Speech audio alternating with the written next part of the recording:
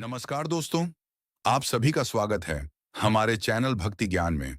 आज हम सुनेंगे भगवान बृहस्पति देव की महिमा से जुड़ी एक अत्यंत प्रेरणादायक और चमत्कारी गुरुवार व्रत कथा, जो हमें सिखाती है कि दान, धर्म, सेवा और भगवान पर अटूट विश्वास रखने वाला व्यक्ति कभी भी जीवन में हारता नहीं है। भगवान अपने भक्तों की परीक्षा अवश्य लेते हैं, लेकिन उनका साथ कभी नहीं छोड़ते। बहुत समय पहले की बात है। एक विशाल और समृद्ध राज्य में एक प्रतापी राजा राज करता था। राजा अत्यंत दयालु, धर्मात्मा और न्यायप्रिय था। उसकी प्रजा उसे पिता के समान सम्मान देती थी। राज्य में चारों ओर सुख शांति थी। खेतों में लहलहाती फसलें थीं। व्यापार उन्नति पर था और प्रजा अपने राजा से बहुत प्रसन्न थी। राजा की एक विशेष आदत थी। वह प्रत्येक गुरुवार को भगवान विष्णु और देवगुरु बृहस्पति का व्रत रखता था। उस दिन वह गरीबों को भोजन कराता, साधु संतों को दान देता और जरूरतमंदों की सहायता करता था। राजा का विश्वास था कि भगवान के नाम पर दिया गया धन कभी व्यर्थ नहीं जाता। लेकिन उसकी रानी का स्वभाव बिल्कुल अलग था। रानी को दान पुण्य पसंद नहीं था। जब भी राजा किसी गरीब की सहायता करता, रानी नाराज हो जाती। एक दिन उसने राजा से कहा, महाराज, आप इतना धन दान में क्यों दे देते हैं? यदि यही चलता रहा तो एक दिन हमारा खजाना खाली हो जाएगा। राजा मुस्कुराया और बोला, रानी, दान देने से धन कम नहीं होता, बल्कि बढ़ता है। जो भगवान के नाम पर दिया जाता है, वह कई गुना होकर वापस आता है। लेकिन रानी को यह बात समझ नहीं आई। समय बीतता गया।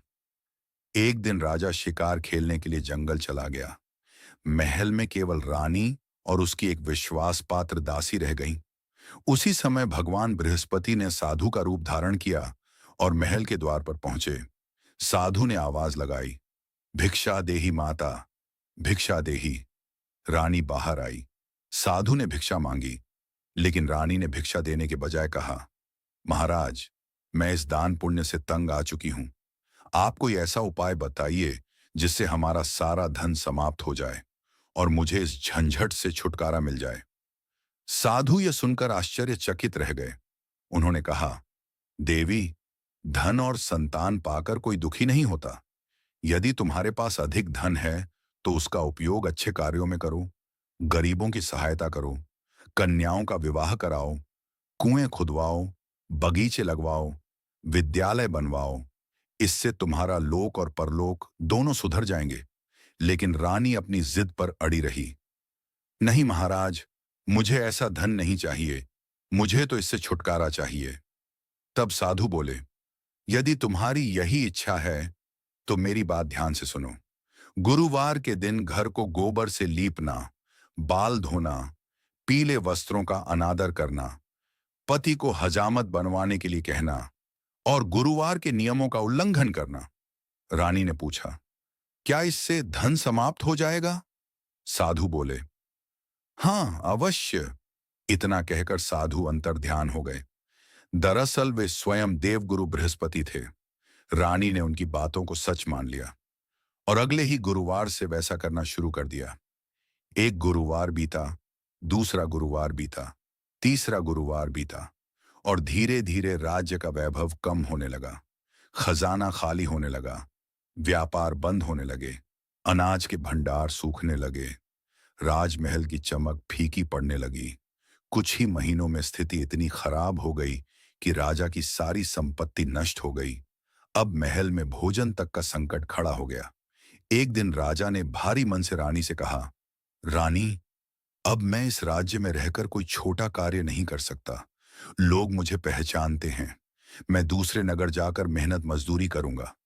यह सुनकर रानी की आंखों में आंसू आ गए, लेकिन परिस्थिति के आगे वह विवश थी। राजा दूसरे राज्य चला गया। वहां वह जंगल से लकड़ियां काटता, उन्हें बाजार में बेचता और जो थोड़े पैसे मिलते उसी से अपना जीवन चलाता। उधर महल में रानी और दासी भूख और गरीबी से जूझ रही थीं।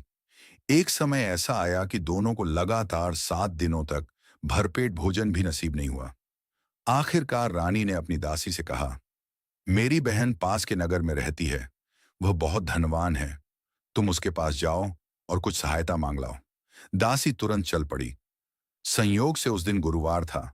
जब वह वहां पहुंची, तब रानी की बहन भगवान विष्णु की पूजा कर रही थी और गुरुवार व्रत कथा सुन रही थी। दासी ने अपना संदेश सुनाया, लेकिन पूजा के नियमों के कारण बहन ने कोई उत्तर नहीं दिया। दासी को लगा कि उसका अपमान किया गया है। वह दुखी मन से वापस लौट आई। रानी ने जब यह बात सुनी, तो वह और भी अधिक दुखी हो गई। वह रोते हुए बोली, लगता है हमारा दुर्भाग्य हमारा पीछा नहीं छोड़ रहा। उधर पूजा समाप्त होने के बाद बहन को अपनी भूल का एहसास हुआ। वह तुरंत रानी के घर पहुंची। उसने कहा, बहन, मुझे क्षमा करना। मैं कथा सुन रही थी, इसलिए कुछ बोल नहीं सकी। अब बताओ क्या बात थी। यह सुनते ही रानी फूट फूट कर रोने लगी। उसने अपनी सारी व्यथा सुना दी। गरीबी, भूख और राजा के परदेश जाने की कहानी सुनाई। बहन की आंखों में भी आंसू आ गए। उसने कहा, बहन, भगवान बृहस्पति बहुत दयालु हैं। तुम उनकी शरण में जाओ। मुझे विश्वास है भगवान तुम्हारी सहायता अवश्य करेंगे। फिर उसने कहा, जाकर अपने घर के भीतर देखो। रानी को विश्वास नहीं हुआ, लेकिन उसने दासी को अंदर भेजा। कुछ ही क्षण बाद दासी खुशी से चिल्लाती हुई बाहर आई, रानी जी, रानी जी, देखिए, घर के एक कोने में अनाज से भरा हुआ एक बड़ा घड़ा रखा था। यह देखकर रानी और दासी की आंखों से खुशी के आंसू बह निकले। दोनों ने हाथ जोड़कर भगवान को धन्यवाद दिया। तब रानी ने अपनी बहन से पूछा, बहन, मुझे भी वह उपाय बताओ जिससे भगवान बृहस्पति प्रसन्न हो। बहन ने कहा, हर गुरुवार व्रत रखो, पीले वस्त्र धारण करो, भगवान विष्णु की पूजा करो, चने की दाल, गुड़ और केले के वृक्ष का पूजन करो, कथा सुनो और श्रद्धा से भगवान का स्मरण करो। रानी ने उसी समय संकल्प लिया।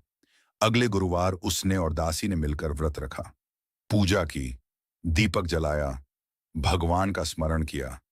लेकिन उनके पास भोजन बनाने के लिए पर्याप्त सामग्री नहीं थी। दोनों चिंतित बैठी थीं। तभी भगवान बृहस्पति एक साधारण व्यक्ति का रूप धारण करके आए। उनके हाथों में 2 सुंदर थाल थे। थालों में स्वादिष्ट पीला भोजन सजा हुआ था। उन्होंने वह भोजन दासी को दिया और चुपचाप वहां से चले गए। जब तक रानी उन्हें धन्यवाद देने बाहर पहुंची, वे अदृश्य हो चुके थे। दोनों समझ गईं कि यह स्वयं भगवान की कृपा है। उस दिन उन्होंने प्रसाद स्वरूप वह भोजन ग्रहण किया और भगवान का धन्यवाद किया। इसके बाद उन्होंने कभी भी गुरुवार का व्रत नहीं छोड़ा। धीरे धीरे घर में सुख समृद्धि लौटने लगी। अनाज के भंडार भरने लगे, धन आने लगा, व्यापार फिर से चल पड़ा। कुछ समय बाद राजा भी अपने राज्य लौट आया। उसने देखा कि महल में फिर से खुशहाली लौट आई है। रानी का स्वभाव भी पूरी तरह बदल चुका था।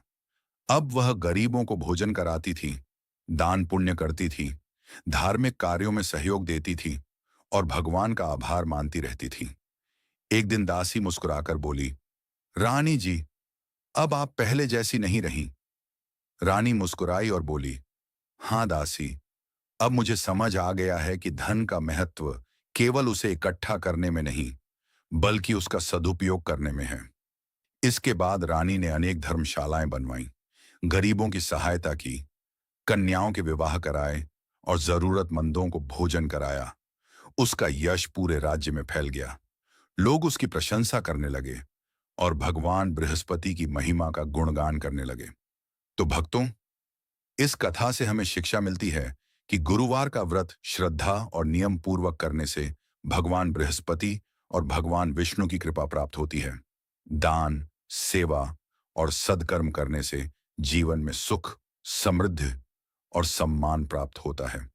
जो व्यक्ति सच्चे मन से भगवान का स्मरण करता है, भगवान उसकी हर कठिनाई दूर कर देते हैं। बोलिए भगवान विष्णु भगवान की जय। बोलिए देवगुरु बृहस्पति महाराज की जय। बोलिए भक्ता वत्सल प्रभु की जय। कथा समाप्त। प्रणाम। वीडियो पसंद आए तो चैनल को लाइक, सब्सक्राइब करें, कमेंट में जय बृहस्पति देव लिखें।